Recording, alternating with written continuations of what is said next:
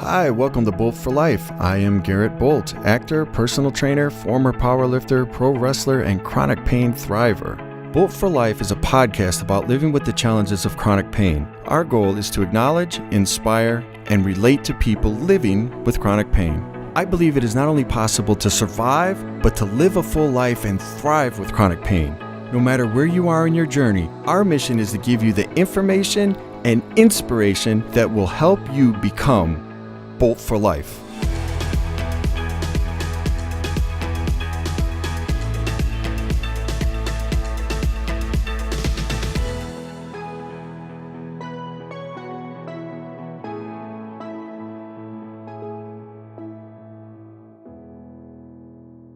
Hey guys, this is Garrett Bult. Welcome to Bult for Life. Our goal of this podcast is to share our experiences and solutions to the many challenges that people with chronic pain face every day. So I've lived with chronic pain for the last 15 years. I've been through 6 major back surgeries, dozens of outpatient procedures, and I've developed a nerve disorder called RSD or CRPS. So I've learned a few things along the way about living with chronic pain. I've come to believe that we can thrive with it. It sure as hell hasn't been easy, but it's possible. The one thing chronic pain has taught me is never to judge someone else's pain, whether it's acute pain, emotional pain, or chronic pain. I really believe it's their pain and they're living through it with their own life experiences. So this attitude has helped me to be able to listen and identify with a lot of other people's experiences.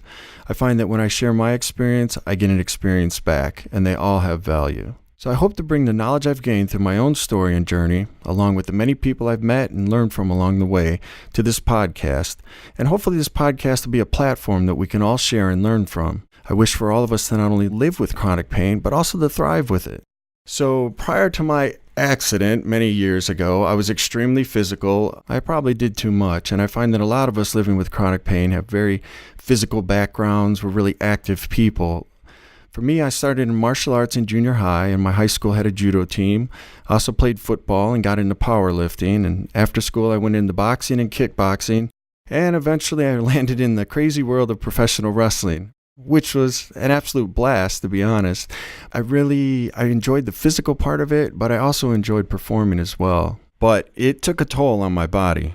So my now ex-wife said, why don't you try something where you don't get beat up so much? So with that, she got me into modeling and acting, which was a lot of fun. I really enjoyed it. I enjoyed performing. I had some success, but I really missed the physical part. I missed competing. I missed the training, and that longing to really be active and to compete brought me back to one of my first loves, which was powerlifting. An absolute extreme sport, basically the squat, the bench, and the deadlift, and you compete for 1 rep max. So in a competition, you get 3 attempts in each lift, you get rest in between, and then they take your best lift and they add that to your total.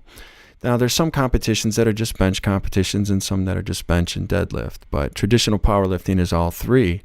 And I absolutely love powerlifting. It was something that I did even when I did the other sports because it helped me to strengthen my whole body. And it was a big part of my life. I was really fortunate to have some incredible coaches, getting really great mechanics and learning good form and good technique, which is absolutely essential in any sport, but especially an extreme sport like powerlifting where you're absolutely pushing yourself to the limits. It was really great just to get back to powerlifting, to be able to focus on that and get back into competition.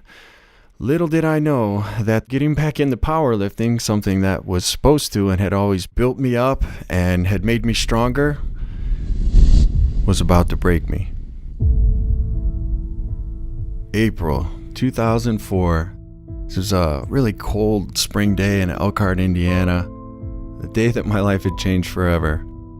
I was preparing for a bench and deadlift meet. It was just a small local powerlifting competition. It was kind of like a warm-up for Nationals. Nationals was about 4 months away. I hadn't competed in a little while, so I felt like this would be a good warm-up competition. Just do a bench and deadlift meet, see where I was at, kind of a test competition, so to speak. My wife and I drove out from the Chicagoland area where we lived, out to Elkhart, Indiana, and we walked into the weigh-in, and we had realized that we had forgot to account for the 1-hour time difference between Elkhart and Chicago.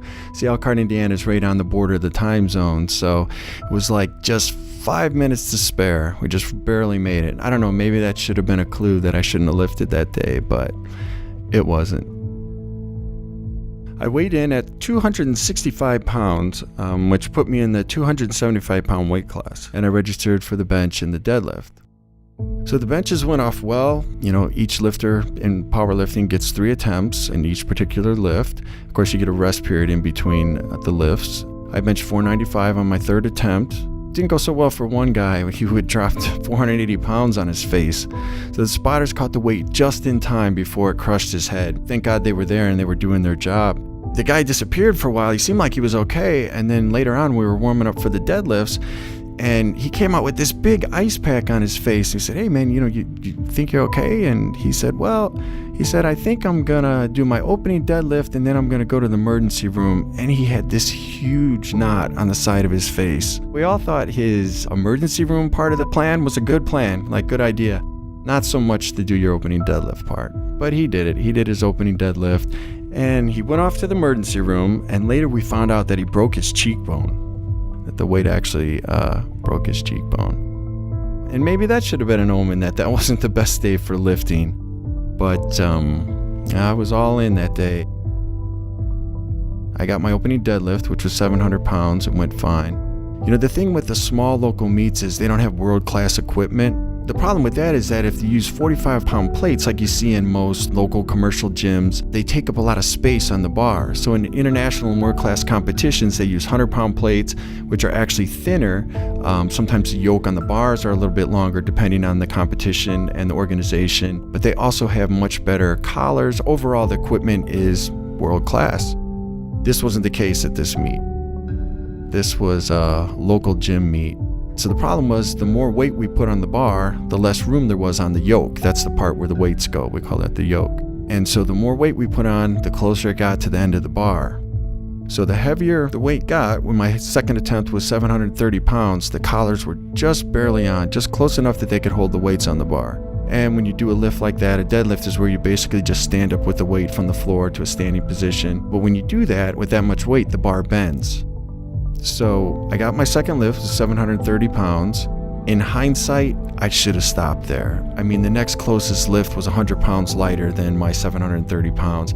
I'd already won my weight class. I'd already probably won best lifter. In hindsight, I should have stopped.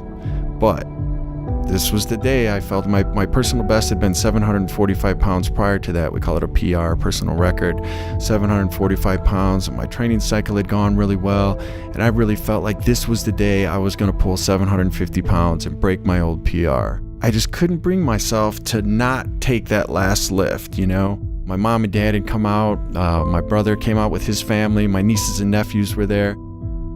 I didn't want them to see me give up. I wanted to show them what I could do. And to be honest, my ego wouldn't let me forfeit that last lift. I had to do it, and I felt like that day was my day. I got super psyched up, I saw the spotters and the loaders, and they could hardly get the collars to hold the weight on. It was 750 pounds.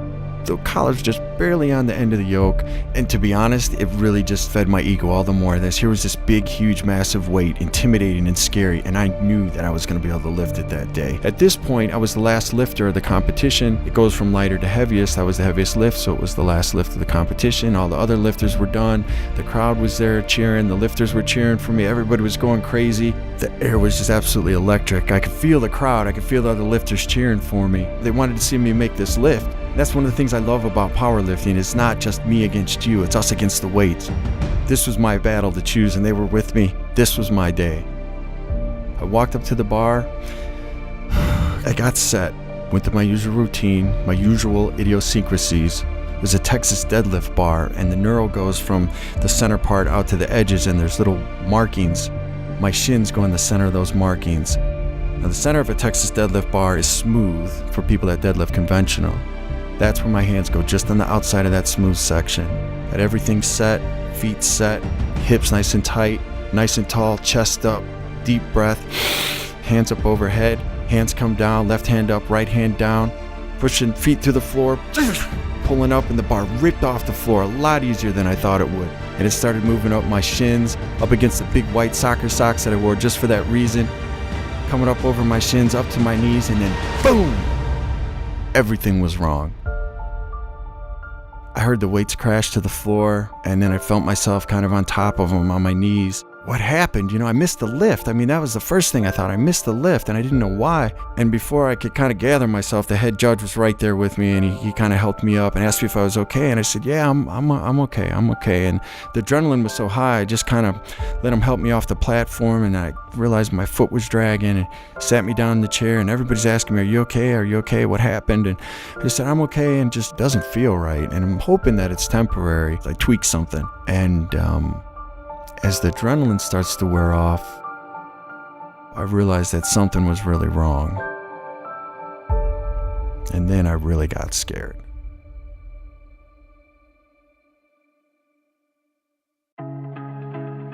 Thanks for listening to episode 1 of Bult for Life. If you enjoyed it, please subscribe.